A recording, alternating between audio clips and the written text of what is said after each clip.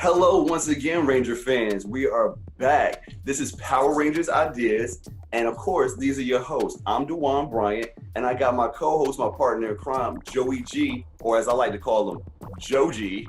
And what we do here on Power Rangers Ideas is we just sit around and think about where a season might have gone, where it could go, or just share our personal ideas about the season and what we would like to do with the season.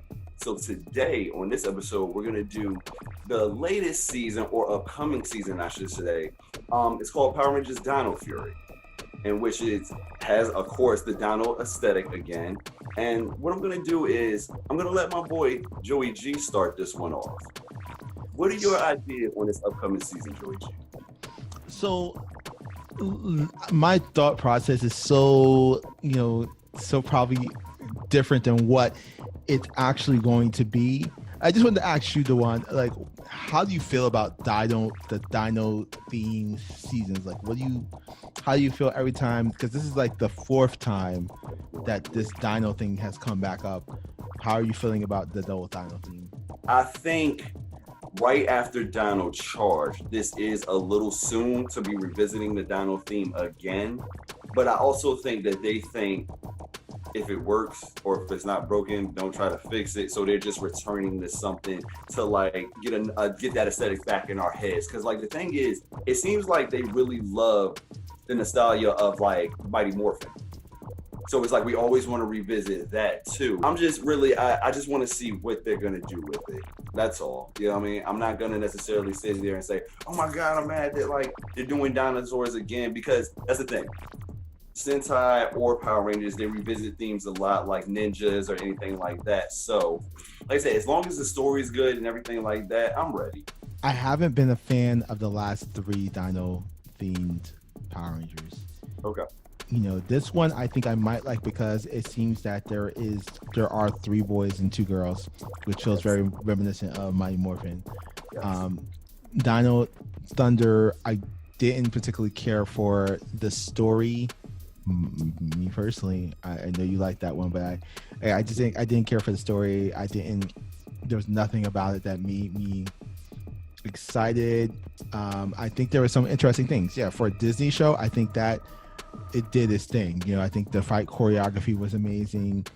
I don't think the ending was that great.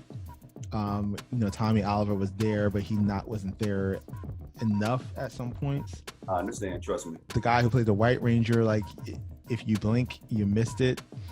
Barely there. Yeah, it just didn't. I hate any kind of Ranger that has a red visor, because I always feel like it's evil. Like, yeah, it's weird. Yeah, the red visors are a little weird. Yeah, I always feel like it's like some kind of it's evil, and it never looks not evil to me. So that's how I feel about red visors. Yeah, and then, like, especially with Trent and everything like that, they did that thing where they cheated, where it was like, okay, Trent's gonna be here, but we're gonna clone him, and then we're gonna make an evil Trent. So it's like battling that at the same time. I trust me, I understand. You would fall to Dino Thunder. Yeah, but this one I have hopes. I have high hopes for. Let me say I have higher hopes for, okay. And I think that we'll see how the actors and how the stories, the characters are going to play out. I guess I'm going to go and get into my reimagining of I would love to hear Dino Fury. In my imagination, there is this myth about the caves of Angel Grove. I have to bring back Angel Grove because I never quite understand why we can't just stay in Angel Grove. Okay. But that's just me. The caves of Angel Grove, you must stay away from these caves because these caves are dangerous. So on an end of the year field trip, basically the whole class, the whole like senior, junior class are going on a trip to the beach. And for these students who are in different social circles, they end up on the other side of the beach where the caves are. Okay. And once they get there, they're like, what are you doing here? Like, why are you doing? You're not supposed to be here. Like, you're not supposed to be here. And then it turns into this truth or dare thing where it's like, I dare you to go inside, and they all dare each other to go inside this cave, not knowing the dangers. But these they are basically taken through this vortex to this other world. This other world is called Zeals, the kingdom of Zeals. Okay.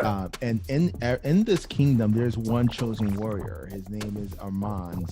He's of course the Red Ranger, and he's the protector of Zeals, and he's protecting Zeals away against the Dark Kingdom. The Dark Kingdom, where there's a king there who is basically he runs a town that has evil spirits, demons, monsters, all those people there. They reside there. So Armand's the protector.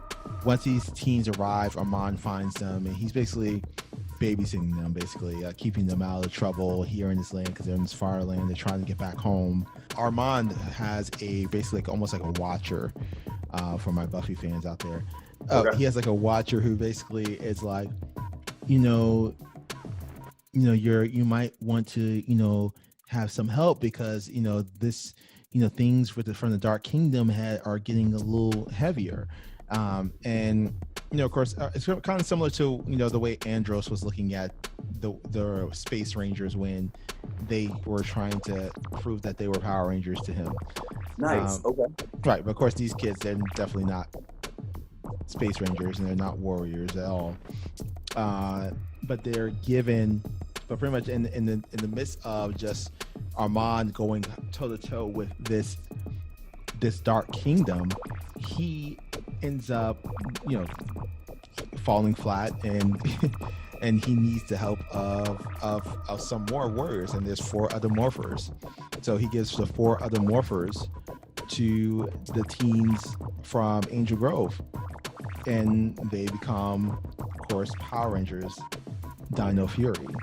Okay. They become these special chosen warrior knights who they battle the evil, what I call them, rogue knights from the Dark Kingdom. So they battle them, and ultimately that's where the story goes from there. And it goes from there where Armand is able to get them back through the vortex, back out of the caves, and from there throughout the season, Armand goes in and out of Zeals and Angel Grove. So this is a situation with like Andros where he's like kind of has to adapt to their world, and they're kind of adapting to his world at times as well. That's dope. I like that. What do Yeah. you think? Like, I don't know if you ever played a game called like Soul Reaver. Okay. Sounds familiar. Soul Reaver. He was a vampire, but he could bounce between like our world and then like almost like a limbo world. Would you think it would be like that? Like with the cave system, it's like some of the things will be here, and then he will be able to bounce back and forth to like that other world you talk about? Exactly. That's exactly how it is. Awesome. Okay. Yeah. I like that a lot. Thank you. And then you from Angel Grove, would you retouch on like remnants of the command center or something like that? I haven't thought too much about the command center for this. I haven't really thought about that because I think we will mostly use Armand's Watcher for the most part. Most part to lead the Rangers. He's like an old man who lives in the forest, in this little community of Zeals, and he's basically took Armand in and trained him since he was a child to be the chosen warrior of Zeals. Okay. So there's other kingdoms that have their chosen warrior, and he's the one of this one, and he has, of course, the Red Knight's power morpher. That's awesome. Yeah. Okay. I haven't thought too much about a reimagining like in per se. What I'm going to talk about first is I like what I see from the aesthetic of it, just from like I said, from first views, only because, all right, we are returning to the Dino Rangers and all that kind of stuff, but I like the whole night aesthetic, you know what I'm saying? And I even like, it's been a long time, and I mean a long time, from just seeing a design of Power Rangers and getting happy, because I love the helmets. It's something about the mix of the night with like the Tyrannosaurus, and then like even like the Triceratops one. They just look awesome for some reason, and like I'm just hyped. I even love how like they flip, which you could call like the Dino Charge look with the horizontal zigzag. and now they got the vertical zigzag going across it, even with the two different colors, like the silver here and then the red here. You know what I didn't know, and this is something like, you know, one of these dumb moments I have. The white part of the original or Mighty Morphin were supposed to represent like the dinosaur's teeth. Ha! That's amazing. Okay, I got you. Right. It's like just I was like probably learned that this year. Like, And I never even thought about that because they always call it like the sequence pattern with the diamonds. right. But I imagine that would be the teeth that would represent teeth of a dinosaur in my head, right? That does look that makes perfect sense. Right. And to me, what they always look like, especially the Mighty Morphin, okay, especially with the sequence pattern and the diamonds, to me it was always so clean cut. It looks like almost like a uniform, like a flight suit. Yeah. No, exactly. I know exactly what you mean. I like But that. it worked. It worked for, you know, all around, like just having it have that very simple pattern.